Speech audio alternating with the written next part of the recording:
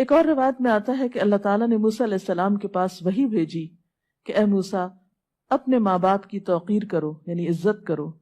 اس لیے کہ ماں باپ کی عزت کرنے والے کی میں عمر بڑھا دیتا ہوں، یعنی جو شخص اپنے ماں باپ کی عزت کرتا ہے، ان سے عزت سے پیش آتا ہے تو اس کی عمر میں برکت ہوتی ہے، اور اس کو ایسی اولاد عطا کرتا ہوں، ایسا بیٹا عطا کرتا ہوں جو اس کی عزت کرتا ہے، یعنی والدین کے ساتھ حسن سلوک ان نیکیوں میں سے ہے جس کی جزا انسان کو دنیا میں ہی مل جاتی ہے،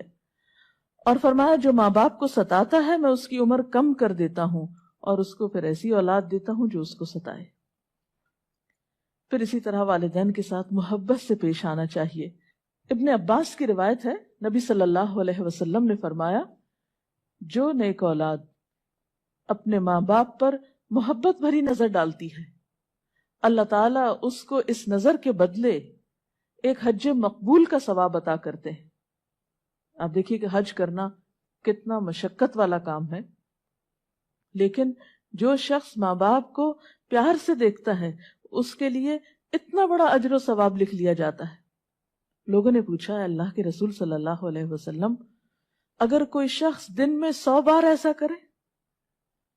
یعنی 100 بار محبت سے دیکھے، تو آپ نے فرمایا جی ہاں، اگر کوئی 100 بار بھی دیکھے تب بھی اللہ بالکل پاک ہے، یعنی اس کے پاس بے حساب اجر و ثواب تمہارے تصور سے بہت بڑا ہے، تنگ دلی سے پاک ہے۔ پھر اسی طرح محبت کے ساتھ دیکھنے اور پیش آنے کے ساتھ ساتھ گفتگو میں بھی محبت، ادب و احترام اور نرمی ہونی چاہیے۔ قرآن پاک میں خاص طور پر تلقین کی گئی فَلَا تَقُلْ لَهُمَا اُفٍّ وَلَا تَنْهَرْهُمَا، ماں باپ کو اف تک نہ کہو، یعنی اگر کوئی بات ان کی ناگوار گزرتی ہے، تمہیں ناپسند آتی ہے تو جواب میں اف نہ کہو، اور نہ ہی ان سے جھڑک کر بات کرو، بلکہ اس کے برعکس